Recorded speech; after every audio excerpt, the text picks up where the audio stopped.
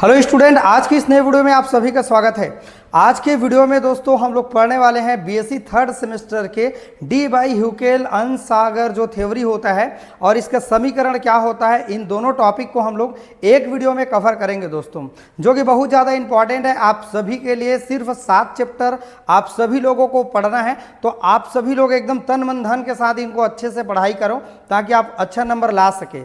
आप अलग अलग यूनिवर्सिटी से हो सकते हैं, अलग अलग कॉलेज से हो सकते हैं बच्चों, आप अच्छे से इनको तैयारी जरूर करेंगे।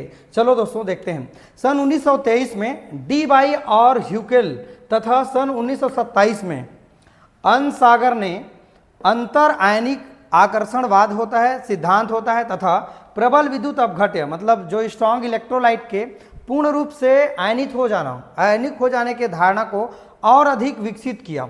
मान लीजिए हमारे पास यहाँ पर कोई इलेक्ट्रोलाइट है, सपोज कर लो यहाँ पर मेरे पास कोई इलेक्ट्रोलाइट है NaCl सपोज करो, और ये पूर्णतः अगर आयनित हो जाते हैं तो वो पूर्णतः आयनित होते कैसे हैं उनको और अधिक विकसित किया। इनके प्रमुख जो सिद्धांत है वो निम्नलिखित है।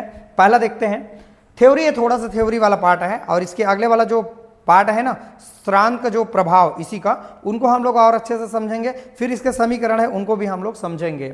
ये आता है एग्जाम में ना, तो इसीलिए रिस्क मत लो क्योंकि चैप्टर ज़्यादा नहीं इसलिए कह रहा हूँ। प्रबल विद्युत अपघट्य प्रत्येक तनुवता पर पूर्णतः आयनित हो जाते हैं। अर्थात दोस्तों मान लीजिए हमारे पास जो प्रबल विद्युत अपघट्य है, मान लो ये हमारे पास प्रबल विद्युत अपघट्य HCl या कोई भी चीज़ है ना, जो स्ट्रॉन्ग है, या सोडियम हाइड्रोक्साइड है। स्ट्रॉन्ग क्या है? जो पूर्णतः आयनित हो जाते हैं, आयन में कन्वर्ट हो जाते हैं, उसे हम लोग इलेक्ट्रोलाइट कहते हैं और वो स्ट्रॉन्ग होता है।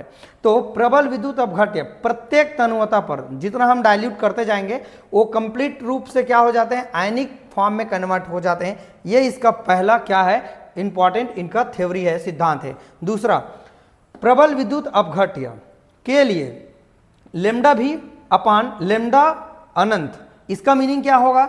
लेमडा यहाँ पर जो भी दर्शा रहा है आयतन को बता रहा है, और अनंत अनुवता पर कह रहा है मतलब हम जिसको हमारे पास जहाँ विलय की मात्रा, जो विलयन में हमारे पास जो विलय की मात्रा एकदम शून्य के बराबर होता है, अर्थात एकदम डाइल्यूट होता है, तो लेमडा भी अपान लेमडा इन्फिनिट का मान अल्फा के बराबर न होकर सामान्यतः हमारे पास जो कंडक्टोमेट्रिक टाइट्रेशन को दर्शाता है। जैसे कि इसके पहले वाला और वीडियो आपने देखा है ना, नहीं देखा है क्या? उसको आप एक बार देखना, पूरा समझ आपको आ जाएगा। ठीक है, ये जो अल्फा है ये क्या है? आयनन की मात्रा है को कितना ज़्यादा उस हमारे पास जो विलयन है उसमें डिजॉल्व है उसको ये दर्शा रहा है।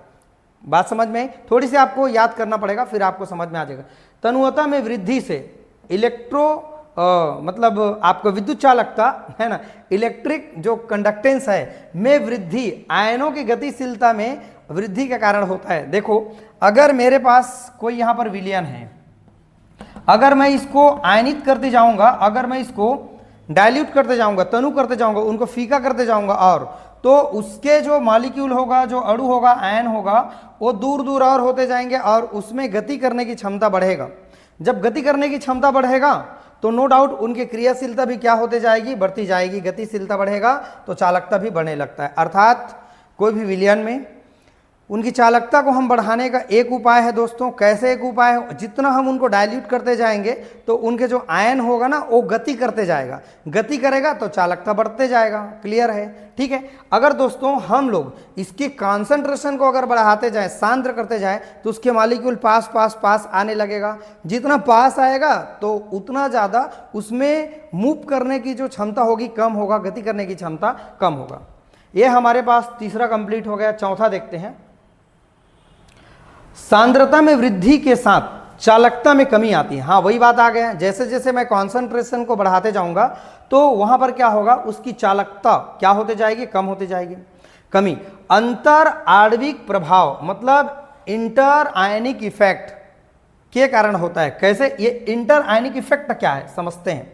मान लीजिए मेरे पास NaCl है, मान लीजिए इसके पास बहुत सारे मॉलिक्यूल है ना। अब ये हमारे पास जो प्लस है ये इतने पास पास एक दूसरे के आ जाएंगे तो उनमें गति नहीं हो पाएगा, और जब गति नहीं हो पाएगा तो उनका प्रभाव क्या होने लगेगा, कम होने लगेगा। ना कि आंशिक वियोजन के कारण इसमें जो कमी हो रही है सांद्रता में वृद्धि के कारण चालकता में कमी, जो चालकता में कमी हो रहा है वो किसके कारण हो रहा है? इसके मध्य जो आयन हैं उनमें अलग अलग अंतर, मतलब अलग अलग है ना, आयनों के प्रभाव के कारण होता है, ना कि आंशिक वियोजन के कारण होता है। आंशिक मतलब पार्सली रूप से डिसोसिएट हो जाना, ब्रेक डाउन हो जाना, उसके कारण से नहीं होता है। इनमें जो कमी होती है सांद्रता में वृद्धि करने से, इंक्रीज कर देंगे, कॉन्सेंट्रेशन इंक्रीज करेंगे तो यहाँ पर इसकी जो चालकता होगी घट जाएगी। पूर्णतः वियोजन होने पर भी लेमडा भी का मान लेमडा इन्फिनिट के मान से कम होता है। इसका कारण निम्नलिखित है। इसके कारण निम्नलिखित है लिख लेंगे, है ना, इसके कारण निम्नलिखित है। तो चलो मैं आप सभी लोगों को एक कारण जरूर बताऊंगा, है ना, और है 3-4 कारण है, लेकिन आपको पूछा जाएगा पेपर में कि हमारे पास डी बाई और ह्यूकेल का सिद्धांत क्या है, और इसके सिद्धांत को हम यहाँ देख लिए, इसके बाद हम इसके समीकरण देखेंगे, राइट ना, और इसके कारण भी देखेंगे। तो मैं आपको कारण बता दूंगा अभी जस्ट, है ना, इसके बाद हम इनके और जो समीकरण है उनको भी हम लोग बहुत अच्छे से बात करेंगे। एक बार आप सभी लोग देख लेंगे। प्रबल विद्युत अपघट्य प्रत्येक तन्यता पर पूर्णतः आयनित रहते हैं, सही बात है। प्रबल इलेक्ट्रोलाइट, जो स्ट्रॉन्ग इलेक्ट्रोलाइट के लिए लेमडा भी और लेमडा इन्फिनिट का मान अल्फा के बराबर ना हो करके सामान्य चालकता अनुपात दर्शाता है, मतलब नॉर्मल कंडक्टोमेट्रिक रेशियो को दर्शाता है। तन्यता में वृद्धि करेंगे तो चालकता बढ़ेगा, क्योंकि गति बढ़ जाएगा ना, दूर दूर में रहेगा तो गति बढ़ जाएगा। सांद्रता में वृद्धि करने से चालकता में कमी आ जाएगा, क्योंकि अणु पास पास आएंगे तो गति कम हो जाएगा। बात समझ गए। लास्ट है हमारे पास, पूर्णतः वियोजन होने पर भी लेमडा भी का मान लेमडा इन्फिनिट के मान से भी क्या होता है? कम होता है, और इसके कारण निम्नलिखित है। चलो आप सभी लोग स्क्रीनशॉट एक बार ले लो, ठीक है। आई होप आप सभी ने समझा कि हमारे पास डी बाई ह्यूकेल जो सिद्धांत होती है वो क्या चीज़ होते हैं। अच्छा है, आप थोड़ा थोड़ा तैयारी करते जाओ, क्या करें, हम पढ़ाना तो पड़ेगा। ये टॉपिक आपने 12th क्लास में नहीं पढ़ा होगा, कुछ कुछ टॉपिक को आपने 12th में पढ़ा है, जैसे मानक हाइड्रोजन इलेक्ट्रोड, है ना, और गैल्वेनिक शेल, वो सब इजी है, विद्युत रासायनिक श्रेणी। लेकिन ये टॉपिक हमारे लिए थोड़ा से नया चीज़ है, कह सकते हैं, है ना। इसको हम लोग कहते हैं DH, है ना, DH theory, DH theory. DH का मतलब क्या है? DH थ्योरी, ड्यूवे हकल थ्योरी, यस ना, ठीक। आप आसानी से इसको कर सकते हैं, कोई दिक्कत नहीं है, ठीक है दोस्तों। तो ये है हमारे पास इसका सिद्धांत। अब इसके बाद हम लोग पढ़ने वाले हैं श्रांति प्रभाव, है ना। श्रांति प्रभाव क्या होता है समझेंगे बहुत अच्छे से। चलिए दोस्तों, इसके अगले पार्ट की ओर हम लोग आगे बढ़ते हैं। तो चलिए फ्रेंड, इसके बाद हम लोग समझते हैं कि इनके श्रांति जो प्रभाव होते हैं वो क्या चीज़ होते हैं, बहुत ज़्यादा इंपॉर्टेंट है, समझते हैं। सबसे पहले आप चित्र को ध्यान दीजिए। यहाँ पर बीच में है मेरे पास माइनस चार्ज, और इसके चारों ओर है मेरे पास प्लस चार्ज है। मान लीजिए कोई हमारे पास एक इलेक्ट्रोलाइट होता है जिसमें प्लस और माइनस चार्ज होता है, और यहाँ भी आप देख पा रहे हैं इसमें कैसे चेंज हुआ है, मैं आपको सभी को बताऊँगा, आप ध्यान से देखना। सबसे पहले तो ये आयनिक परिमंडल है, अर्थात ये हमारा कैसा परिवेश है? सिमेट्री है, अर्थात एक सिस्टमेटिक क्रम में व्यवस्थित है। बीच में है मेरे पास माइनस और इसके चारों ओर है मेरे पास प्लस। लेकिन जैसे ही मैं क्या करूंगा, इलेक्ट्रिक फील्ड में रखूंगा, अर्थात विद्युत क्षेत्र में जैसे ही मैं इसको रखूंगा तो क्या होगा, यहाँ पर प्लस और ये बता रहे हैं माइनस, अर्थात इलेक्ट्रिक फील्ड में रखूंगा तो यहाँ का जो माइनस चार्ज है वो निकल करके इस मंडल को छोड़ करके वो रिप्लेस हो जाएगा, मतलब अपना स्थान चेंज कर लेगा। और देखो यहाँ पर माइनस, इस प्लस को हटा करके प्लस को हटा दिया, माइनस यहाँ आ गया। यह है हमारे पास व्यवस्था असिमेट्री है, अर्थात धारा प्रवाहित होने पर आयनिक परिमंडल असिमेट्री हो जाता है। अब इसी को हम पूरा समझते हैं, देखना आप, बहुत अच्छा लगेगा आपको। धन आयनों तथा ऋण आयनों के बीच विद्युत आकर्षण होने के कारण प्रत्येक आयन चारों ओर से घिरा रहता है। यहाँ पर देख सकते हैं चारों ओर से जो माइनस आयन है वो घिरा हुआ है। विपरीत आवेश से बना हुआ यह घेरा आयनिक परिमंडल कहलाता है। कहलाएगा ही आयनिक परिमंडल, इसलिए आयनिक परिमंडल कहलाएगा क्योंकि प्लस और माइनस के मिलने से बना हुआ है, तो आयनिक परिमंडल कहलाएगा। इतना बात आप सभी लोग को समझ में आ गया होगा, इतना तक। आयनिक परिमंडल, जब विलयन में विद्युत धारा प्रवाहित किया जाता है, जैसे कि यहाँ पर मैंने आपको बताया, जब इसमें हम इलेक्ट्रोलाइट में जब विद्युत धारा प्रवाहित किया जाता है तो आयन विपरीत आवेश वाले इलेक्ट्रोड की ओर गति करने लगता है। तो जो आयन है विपरीत आवेश वाले इलेक्ट्रोड की ओर, जैसे यहां पर है मेरे पास, देखिए ये हमारे पास क्या है, माइनस है, और ये मेरे पास क्या है, प्लस है। तो ये जो माइनस है विपरीत आवेश वाले इलेक्ट्रोड की ओर जा रहा है, मतलब माइनस जो चार्ज है वो प्लस इलेक्ट्रोड की ओर क्या कर रहा है, गमन कर रहा है। ठीक है, फिर क्या हो रहा है यहाँ पर, विपरीत आवेश वाले इलेक्ट्रोड की ओर गति कर रहा है, जिसमें एक ऋण आयन धन आयन से घिरा हुआ है, जिसमें एक ऋण आयन है। देखो इस चित्र को देखो, सब चीज हमारे डायग्राम पर है। जो एक ऋण आवेश है वो चारों ओर से धन आयन से घिरा हुआ है, ये बात ये बता रहा है। विद्युत धारा प्रवाहित करने पर मध्य का धन आयन या ऋण आयन इलेक्ट्रोड की दिशा में चलने लगता है। अगर हम मान लो इस चित्र को हम चेंज भी कर सकते हैं, अगर चाहे तो यहां पर प्लस ले सकते हैं, ये चारों ओर माइनस ले सकते हैं। तो इसी बात को कह रहे हैं, अगर बीच में धन आवेश है तो इसके चारों ओर जो, अगर बीच में माइनस है इसके चारों ओर प्लस रहेगा, और बीच में अगर प्लस रहेगा तो इसके चारों ओर माइनस रहेगा। विद्युत धारा प्रवाहित करने पर मध्य का धन आयन या ऋण आयन इलेक्ट्रोड की दिशा में चलने लगता है। देखो अगर यहाँ प्लस रहता तो इधर जाता, और यहाँ पर अगर मेरे पास माइनस है तो ये प्लस की ओर जा रहा है, और इनकी व्यवस्था क्या हो जाती है, सिमेट्री से क्या हो जाती है, असिमेट्री हो जाती है, अर्थात समित से एक व्यवस्थित क्रम से अव्यवस्थित क्रम में चले जाते हैं। यहां तक आप सारे लोगों को चित्र के माध्यम से समझ आ गया होगा, एक बार ध्यान से देखना आपको समझ आ जाएगा। इस प्रभाव से आयनिक परिमंडल की सिमेट्री नष्ट हो जाती है। इस प्रभाव से आयनिक परिमंडल का जो सिमेट्री है वो क्या हो जाती है, नष्ट हो जाती है। मतलब इस डायग्राम की बात कर रहे हैं, ये नष्ट होकर के ऐसे बन जाते हैं, राइट। ज्यों ही ऋण आयन अपना आयनिक परिमंडल तोड़ करके धन इलेक्ट्रोड की ओर बाहर आता है, तो जैसे ही ये तोड़ करके इधर आ रहा है, मतलब ये चेंज हो रहा है, उस डायग्राम को चेंज करके हम ऐसे बना रहे हैं,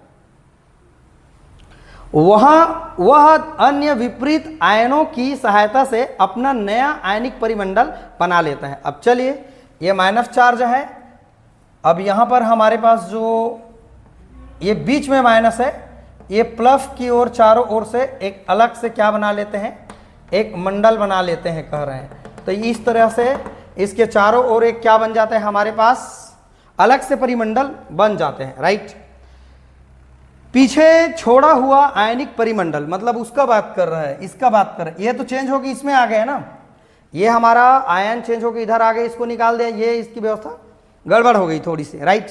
अब यहां पर क्या होता है, जो माइनस चार्ज इधर आया है ये अपने विपरीत चार्ज के साथ एक अलग से मंडल बना लेता है, कह रहा है, एक क्षेत्र बना लेता है आयनिक परिमंडल, तथा उसका घनत्व धीरे धीरे क्या हो जाता है, नष्ट हो जाता है। अर्थात जो इधर का बना हुआ है इसका डेंसिटी धीरे धीरे क्या हो जाता है, नष्ट हो जाता है, मीन्स कम हो जाता है। अतः इस जाने वाले आयन के पीछे विपरीत आवेश वाले आयन बहुत अधिक संख्या में हो जाएगा, ये बहुत सारी संख्या में हो जाएगा।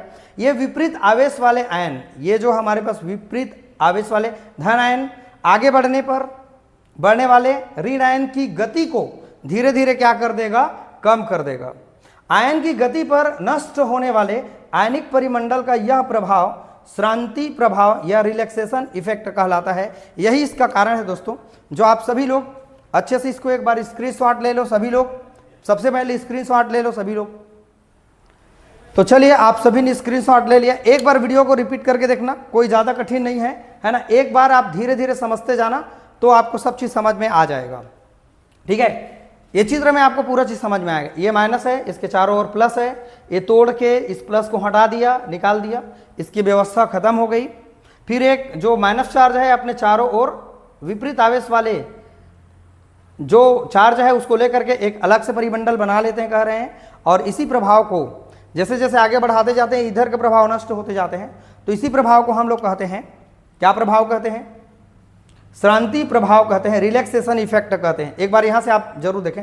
अतः इस जाने वाले आयन के पीछे विपरीत आवेश वाले आयन बहुत अधिक संख्या में हो जाएगा। क्या हो जाएगा, बहुत अधिक संख्या में हो जाएगा। यह विपरीत आवेश वाले आयन प्लस आगे बढ़ने वाले आयन माइनस की गति को मंद कर देगा। आयन की गति पर नष्ट होने वाले आयनिक परिमंडल का यह प्रभाव रिलैक्सेशन इफेक्ट कहलाता है। आई होप सारे लोगों को समझ में आ गया। चलिए फ्रेंड, आज की वीडियो में इतना ही। हम बहुत अच्छा से समझ पाए कि श्रांति इफेक्ट क्या होता है। हमारे पास डी बाई हकल जो सिद्धांत होता है वो क्या होता है समझे। तो चलिए फ्रेंड, आज की वीडियो में हमने समझा कि हमारे पास जो डी बाई ह्यूकेल जो थ्योरी होता है क्या चीज़ होता है। अब इसके बाद जो अगले वाला जो वीडियो आएगा इसके समीकरण के ऊपर हम बात करेंगे, जो बहुत छोटा एक वीडियो हो रहेगा जिसको आप बहुत अच्छे से समझ पाएंगे। एग्जाम के बेस पर भी आईएमपी है, आप सारे लोग उनको देखें।